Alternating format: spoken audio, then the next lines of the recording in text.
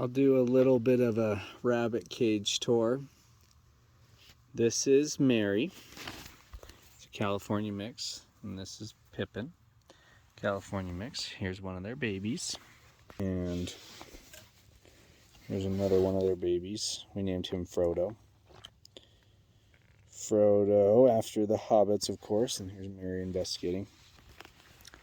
Alright, this is a 10 by 10 retriever dog cage. We have a tire that is insulated with things that don't absorb water, like outdoor blankets and tarps inside of the tire, and then a black watering dish, and then a little bobber to disrupt surface tension.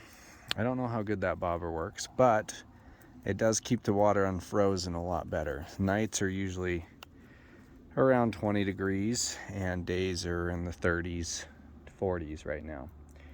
Before we did this watering, when we just had a traditional watering can, as you can see, it's frozen, even though today's a pretty hot day. But with the black color and with the insulation in there, that one stays unfrozen. So we don't have to clean it as often. She's got the baby. Take good care of her. This is my daughter, Navy. They love the bunnies and take good care of them. For food, we do rabbit pellets from Murdoch's or Tractor Supply type stores or Walmart. And then we supplement with fresh veggies. You can see we have cabbage up here we just brought up. We do carrots. We bring some berries. Berries and fruit a little bit for their sugars and just variety.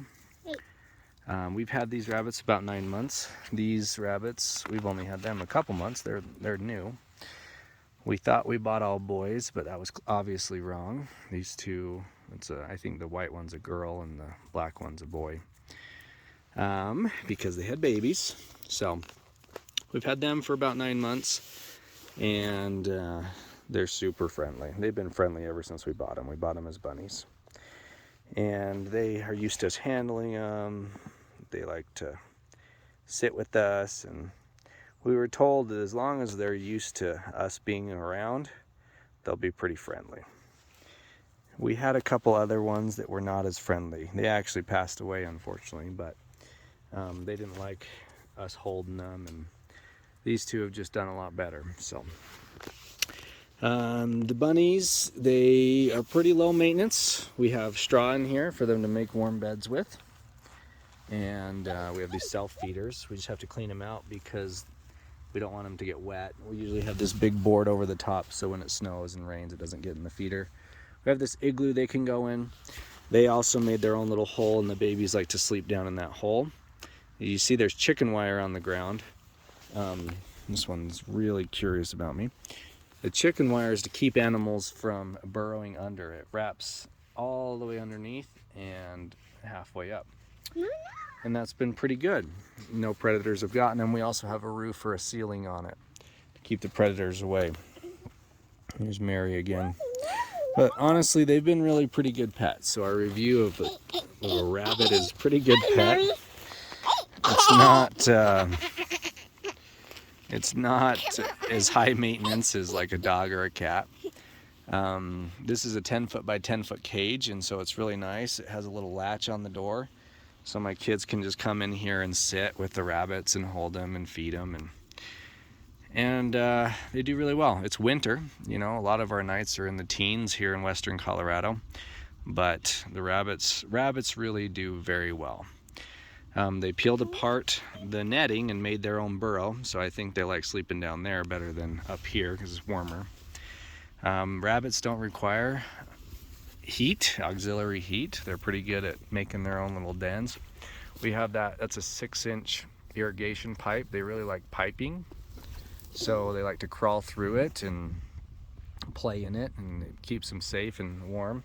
They've made this little area back here is where all the babies like to sleep, with this little straw bale. We'll get them a new straw bale pretty soon, but you can see those adults down there eating the cabbage. But yeah, we didn't go with a rabbit hutch just because we wanted our kids to be able to get in with the rabbits and take care of them and hold them and love them. And we wanted a place to honestly shut our kids shut our kids in. They can open it by themselves, but it's super nice when Sarah, this is our garden. It doesn't look like much now because it's winter, but we grew a lot of tomatoes and cucumbers and things, and it was nice to be able to work in the... I want to sit on your lap. You want to sit on my lap? Okay. Nice to be able... I'll let Frodo go. There's the mini Frodo. Goodbye, buddy. You can go play. He can go. All right. You can sit on my lap. Okay. Yeah, with Mary. And so it's been really nice because they sit in here for hours and play with the bunnies and hold them, and the bunnies like it because we're always bringing them fresh vegetables and stuff. And we can farm and pretend farm, I guess, have our garden as well as plant trees. We planted a fruit orchard. You can kind of see the T-posts out there. I'll do a property tour on another one, but we have a fruit orchard we planted. It's 36 acres here in western Colorado. My neighbor has a few hundred sheep over there, you can see.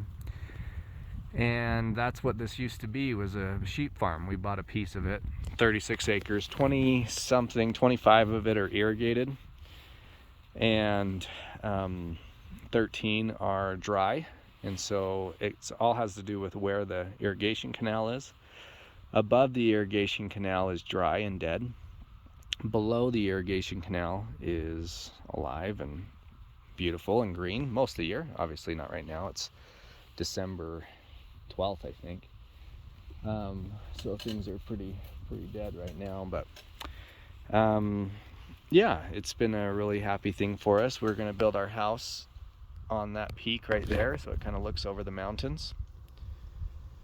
So we'll build it right there at the edge and maybe have a walkout basement, and there's a couple acre pond over there that will be our backyard, and that will be fun one day.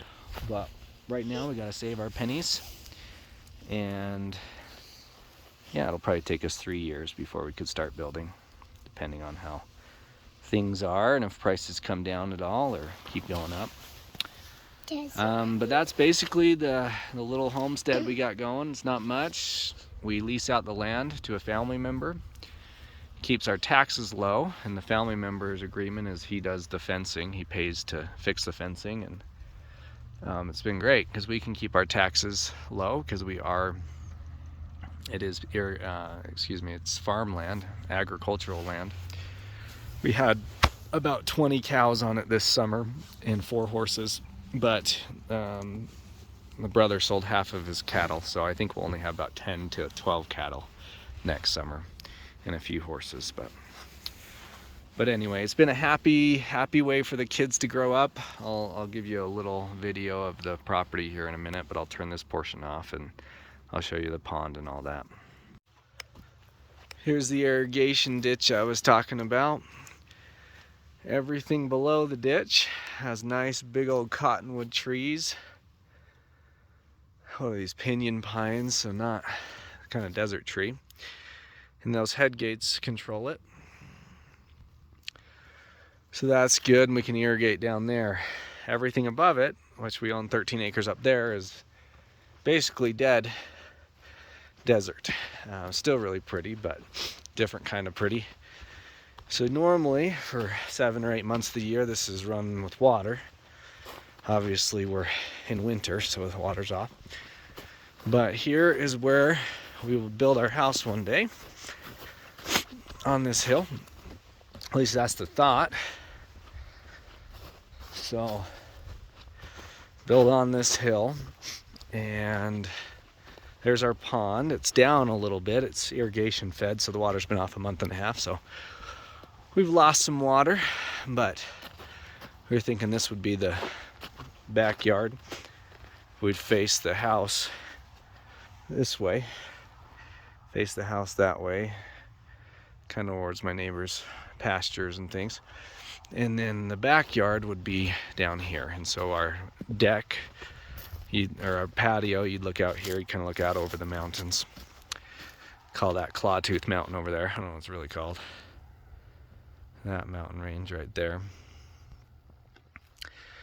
And then, so that's the thought, just a 2-story house. This area is really wet, so I don't think we want a basement. There's part of our fruit orchard. And, you know, fence off a certain portion of it so that we can keep the cattle out and have this kind of be the location of the house. There's our swing for now. The driveway will come through that grove of trees, and then so this will be, the driveway will come through those grove of trees along that fence line, come through here, and this will be kind of be the front driveway, the front of the house here and the back of the house out there. And then the entrance to this part of the land, there's two entrances, but the entrances we'll use is right down there. We'll drive up along the fence, come through here, and here's the front yard. At least that's the thought. We're excited. We decided to buy the land first and save and wait, and eventually we'll build on it, but we figured as long as we were buying assets, something that usually goes up in value, would be okay. As long as it's not a new car. Obviously, my car's terrible.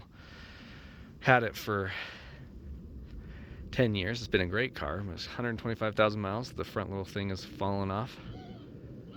But we're going to hold off on the fancy cars, if we ever do get them, until we get a house.